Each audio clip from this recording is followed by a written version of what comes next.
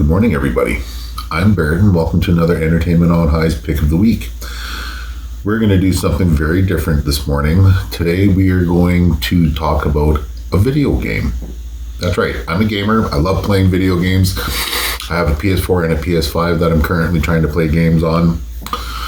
I recently just got my platinum trophy for a game called Tiny Tina's Wonderlands. I'm going to tell you a little bit about it, and then we're going to show you the cinematic trailer for it. Came out last year in 2022. Has a rating of T for teen. Let me make sure I'm reading this correctly for you guys. T for teen due to violence, blood, language, partial nudity, and suggestive themes. It's done by Gearbox Games and 2K Software. If you're not a real gamer, you might not know they've got a franchise of other games that they're quite notable and famous for called Borderlands franchise. But here we go. Let's start with the trailer and then we'll talk about it a bit more. There's Tiny Tina. You see the walls of the mighty Breakup. If you ever played a Borderlands game, you know that every character you ever meet is dysfunctional and damaged, either mildly or severely to some degree. Tina is a crazy person. She's nuts. But she loves playing Dungeons and Dragons. And in one of the last Borderlands games, there was a DLC which was all about some of the main characters playing their version of D&D they call Bunkers and Badasses as Tina, and with Tina being the dungeon master. It was absolute chaos and mayhem. I played it with a dear friend of mine from Scotland, Artie. We played all the Borderlands games together, and we're huge fans of them. This game looks like a Borderlands game in everything but name, but it kind of lacks the soul that a Borderlands games has. Like, sure, yes, it was funny. The combat was the same.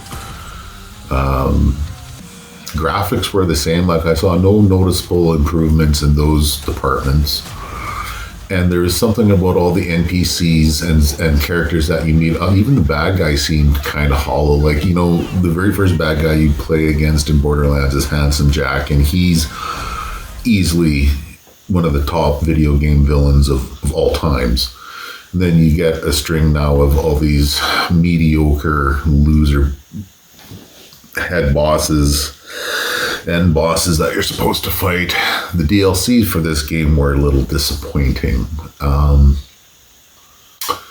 And I don't know, it's been a little bit more of a negative experience for me than I was hoping. I mean, I will give the game about a 6.5 out of 10, just because of issues I had other than that. Like, I had connection issues and playing the game was difficult, and then there was just the overall lackluster, aspect of the game. I was a little disappointed, but it could still be, if you let it could be a fun experience. I tried my best, but it just kind of let me down. So hopefully if it goes on cheap, you'll give it a shot. If you don't decide to play it, I don't think you'll be missing out on much, but hopefully you'll enjoy it more than I did. And if you enjoyed the fact that we were talking about video game, please reach out in the comments. Let us know. There's other games I've played in Platinum that I'd be happy to talk about. If you're a gamer or have a loved one that's a gamer and you think it would be something good for us to continue with, let us know. All right. With that, thanks for watching this Pick of the Week. If you could like it and subscribe to the channel, that would be awesome. All right.